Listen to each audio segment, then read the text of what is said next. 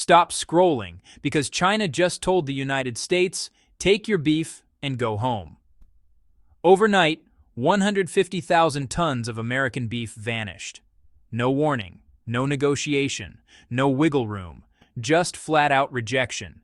And it's not just meat on the line here, it's influence, it's alliances, it's more than $500 million in livelihoods that vanish in a blink. While Washington scrambles to respond, guess who quietly slides into the empty chair at the dinner table? Moscow. And they didn't even knock. So why did China suddenly turn its back on the US?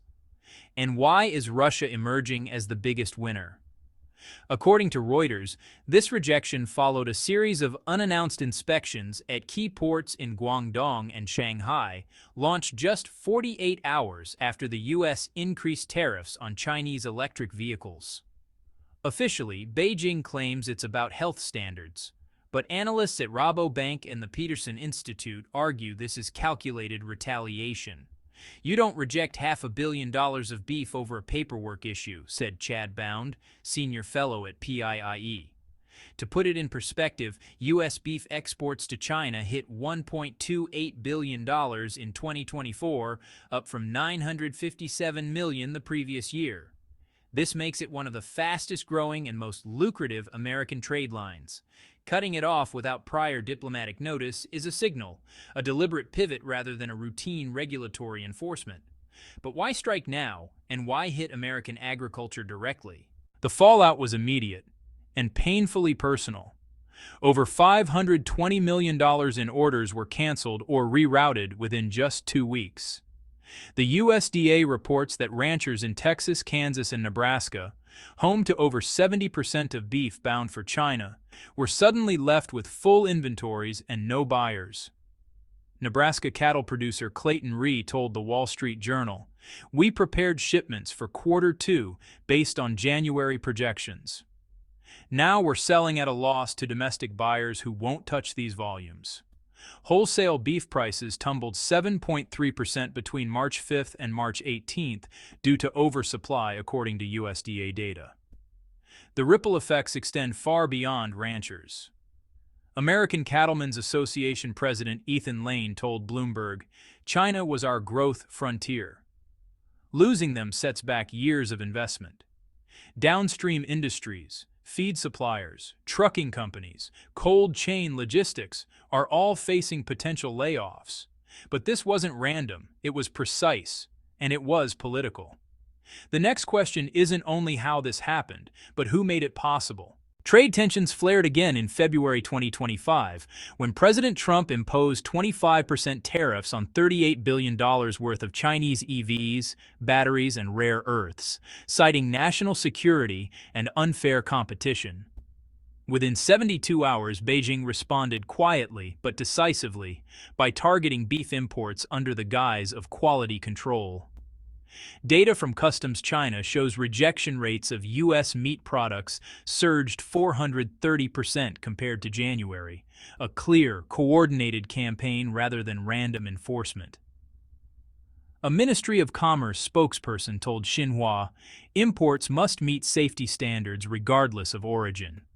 Meanwhile, state media ran editorials warning that over-reliance on imported agriculture is a national vulnerability.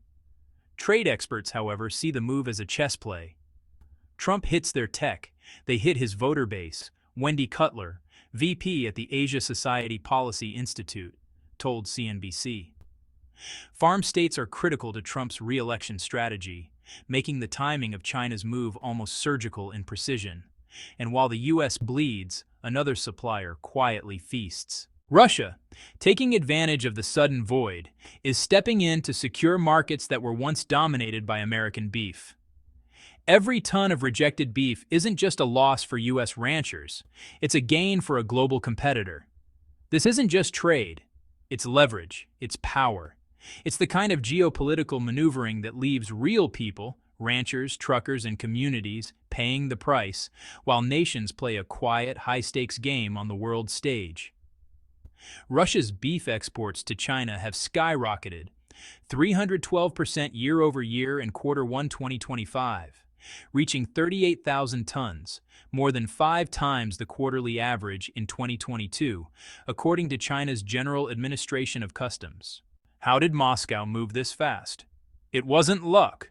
A 2023 bilateral agreement with Beijing created a joint veterinary certification system, allowing exports from 40 Russian processing plants that were previously barred from Chinese markets. Then, in November 2024, a new rail corridor linking Russia's Volgograd region to Xinjiang opened under the Belt and Road Initiative, cutting transport times by about 2/3. This is no accident, said Alexei Kurtikov, Russia's deputy agriculture minister, in an interview with RIA Novosti. It's the result of strategic alignment and infrastructure diplomacy.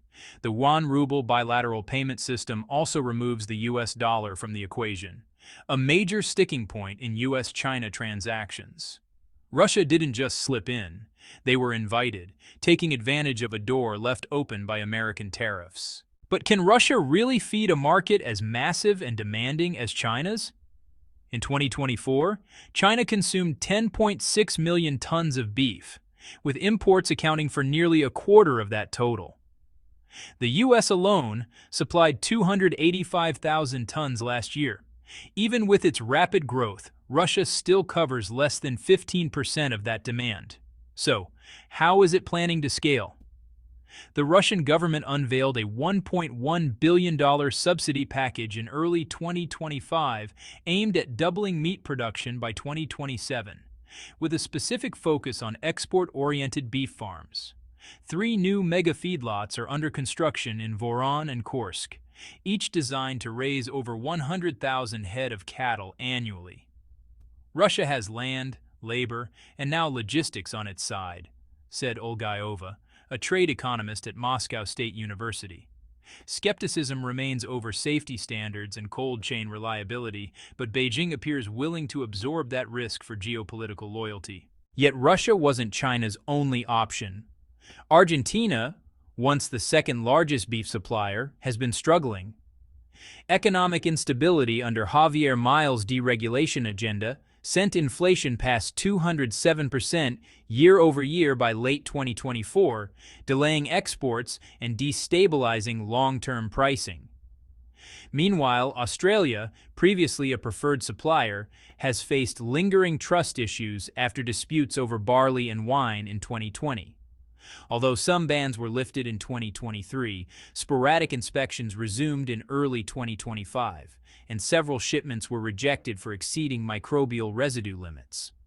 From Beijing's perspective, Russia may offer less volume than established suppliers, but it delivers predictability in policy alignment and payments. Quality concerns may exist, but they appear secondary to loyalty and strategic alignment. Argentina's exports to China, once over 515,000 tons in 2020, dropped nearly 32% in 2024. China also suspended 14 Argentine plants over foot and mouth compliance issues. Australia's shipments, meanwhile, continue to face scrutiny, leaving Beijing wary of relying solely on historic partners. Russia's rise isn't just about price, though it definitely helps. Russian beef was 12% cheaper than Australian beef in the first quarter of 2025. But honestly, the real differentiator is its alignment with China's payment infrastructure. Since December 2024, 89% of Russian beef shipments to China were transacted in yuan or rubles, completely bypassing the US dollar, according to Bank of China data. Logistical improvements also matter. The new rail corridor cut shipping times from 28 days by sea to just 11 days by rail.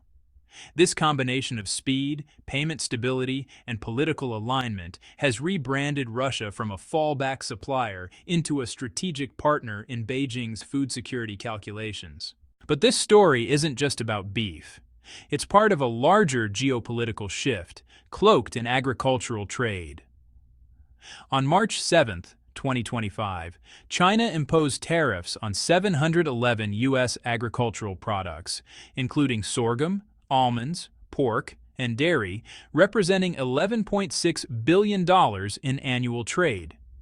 This followed the U.S. Trade Representative's reinstatement of 3,001 tariffs on $35 billion of Chinese tech goods.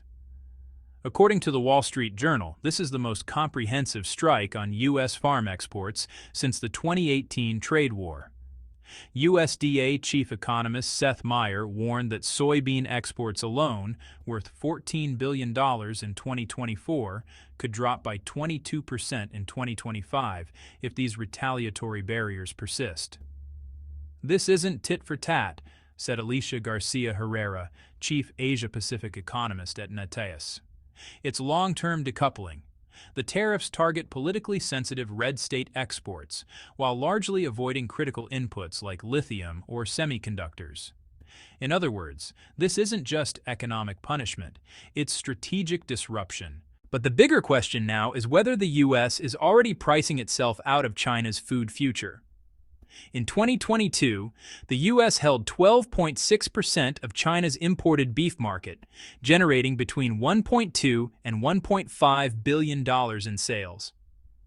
By the first quarter of 2025, that share has fallen below 6%, according to USDA export data. And with no signs of a diplomatic thaw, analysts warn this decline may not be temporary. It could be structural. Once a supply chain is rerouted through another country, with logistics, payments, and certification all built in, it's extremely difficult to reverse, said Deborah Elms, executive director of the Asian Trade Center.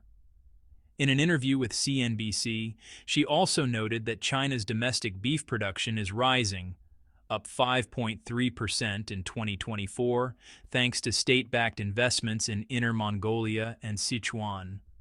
Combine that with Russia's expanding presence, and American exporters are now facing both political barriers and mounting competition. The danger isn't just losing a customer, it's losing relevance in the market. And the pressure cooker could get even hotter.